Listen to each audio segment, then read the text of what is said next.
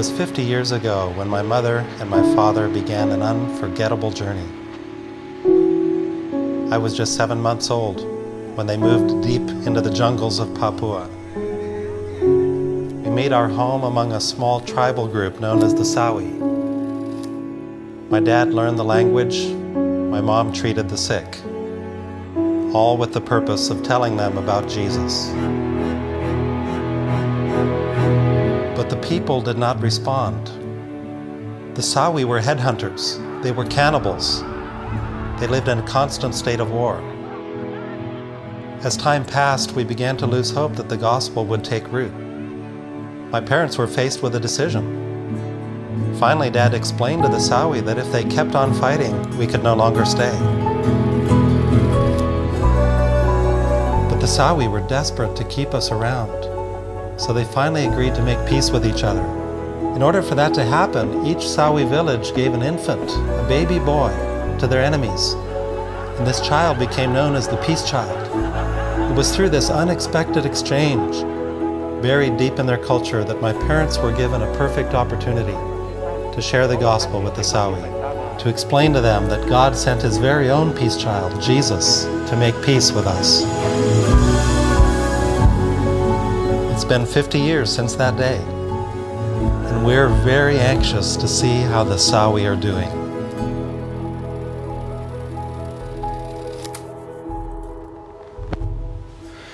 It's fairly early in the morning on June 23rd, and everybody's still asleep. And this is the day. I'm on my way. I was up pretty late last night making sure that I had everything I needed.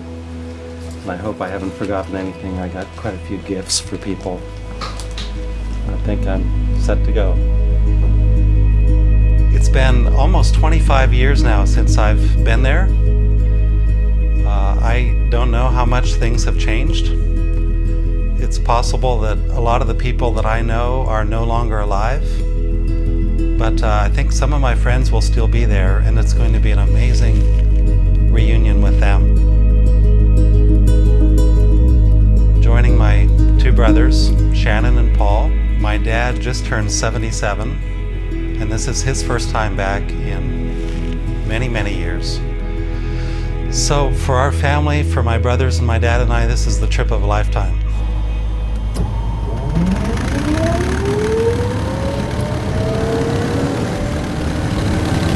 So now we climb, all we do is climb, and we'll just keep on climbing until the day we die, until the day that we die, until the day that we die, until the day that we die, until the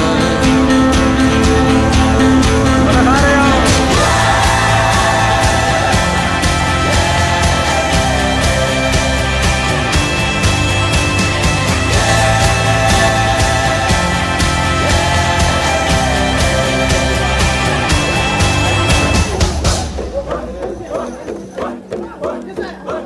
These are Kaigar tribesmen from upriver, and they're the ones who actually paddled our family in on this very river. And three of these guys were actually the actual paddlers from that time. I couldn't believe this.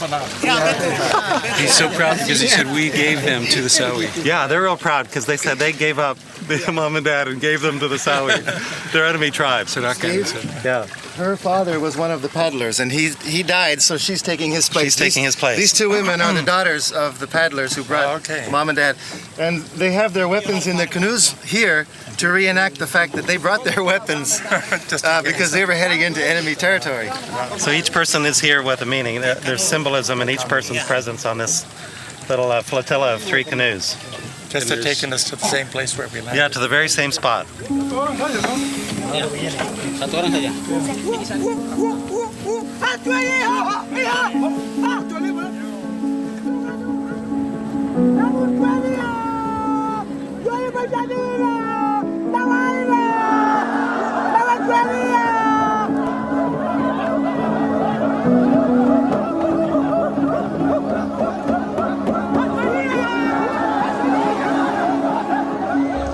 Typically, you wouldn't hear someone say, "It's great to see so many old people." Disease took its toll. Death from warfare took its toll. But now to come back and see that there are just throngs among the crowds of people, throngs of people with gray hair and old enough that they have trouble walking along the trail, that's a special joy. So they've reached out and they've invited, I think, 5 tribes around them. So they're making themselves a base because something really significant happened among them. And it seems like this has been implanted in the hearts of the Sawi, that they aren't meant to just sit around enjoying Christ and getting fat and happy. The whole point is to reach out and share it with others. So they're doing that. We're seeing it in action.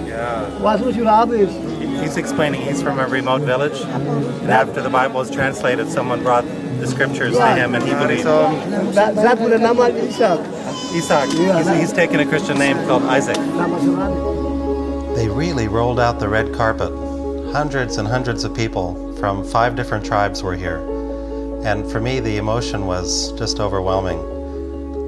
I think one of the things that struck me, maybe the most, was how many people grabbed my hand or gave me a hug, often with tears in their eyes, and said that they had been my close friend or playmate when I was little. And I was surprised how many of the older people are still alive who actually witnessed my parents' arrival. So it's amazing to see the legacy of God's grace through my parents and their obedient step of faith 50 years ago.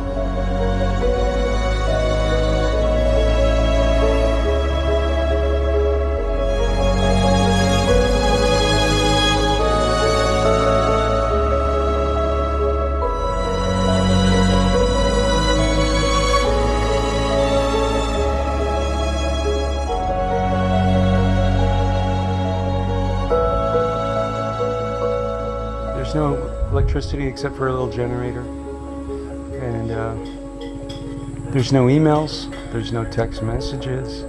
Just, you know, it's just quiet here, and it's beautiful, and there's a connection with the people here, and just waking up in the morning, hearing the sounds of the jungle, and I don't know, I've slept better last night than I have in years, even though I'm just sleeping on the floor in this village. So there is something to going back. Because I've lived so many places in different parts of the world, traveled so much, I've never been able to really say where's home. But I think this would probably be more than anywhere else. It's where I was born and raised.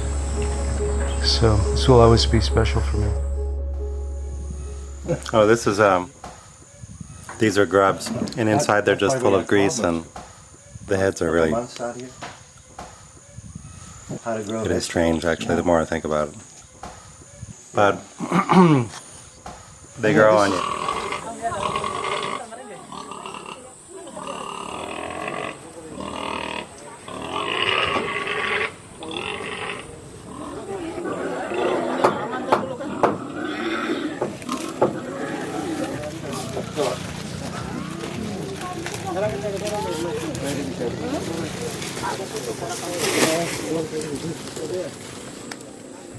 When we came for the first time, there was a lot of enmity between the tribes.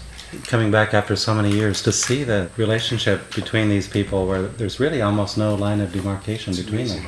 They're just treating each other like brothers and sisters. They love each other. They love each other. They share the leadership in the church services. They're intermarrying now, too. And they're intermarrying. Yeah. So the walls that have been broken down by virtue of the gospel's impact are very, very obvious. We've been told we'd be helping to baptize 50 new believers. And so the first 2 groups came down, about 25 each. And I thought that must be it. And then they kept coming, filing down into the water, 25 at a time. And I personally baptized 15 out of these 25 groups. So assuming it was 15 at each time, that's 325. Some missionaries here from other parts of the country who are helping to educate and disciple and reinforce the work of those parents with And the all younger of them have generation. read Peace Child. And they've all been influenced by Peace That's a Child. big reason why they're here. Yeah. It's yeah. like a dream for them to go to the actual And these are place. marvelous young men and women from other cultures, from distant parts of the country, who've come here to build on the foundation that our family laid.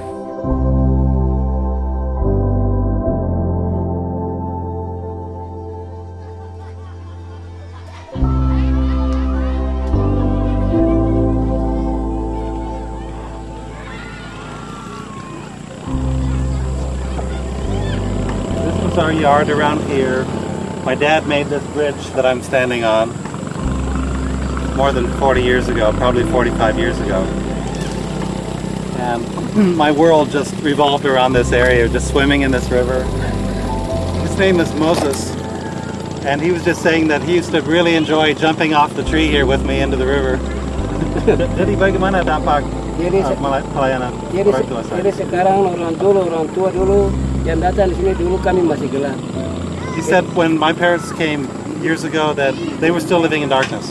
Sekarang orang tua sudah tanam firman di sini, Injil sudah masuk di sini, sudah damai, aman. God's word has been planted here. The gospel has been received. The place is full of peace. It's a safe place to live. We're very blessed. Kami rasa terima kasih kepada Tuhan sehingga I want to give Bapak thanks to Dongeng God ini bisa tiba di sini. Dan besoknya Bapak because the Dongeng Kasih gospel came berangkat. here. Dan berkat yang apa yang Pak Dongeng Kasih sudah bawa di sini sudah sebagai pedoman di sini dan kami pegang sampai seumur hidup. And I want you to know that when you leave on the airplane tomorrow, that we're going to stay faithful to the gospel as long as we live.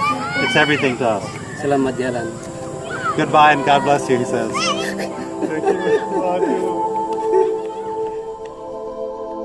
The younger generation is really thriving.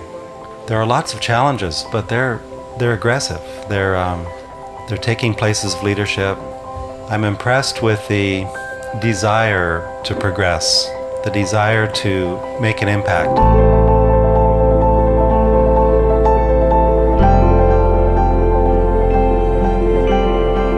I'm encouraged that these tribes that used to be mortal enemies are so close to each other now. They see themselves almost as one. The old tribal barriers and divisions that I sensed and knew as a child have long since broken down. And they really feel themselves as being one people. Part of that is because they share a sense of significance and identity by virtue of their story that has been told.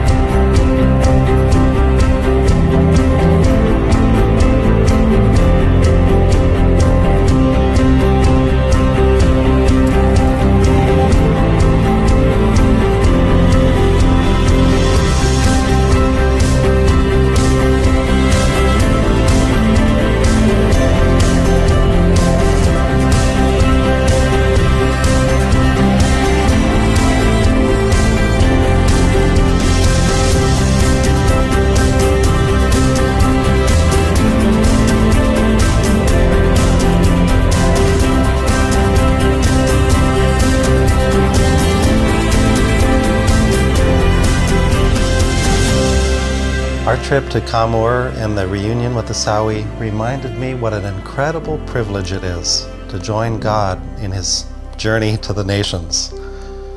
And it makes me wonder how many more people around the world are still waiting to experience what the Sawi have experienced.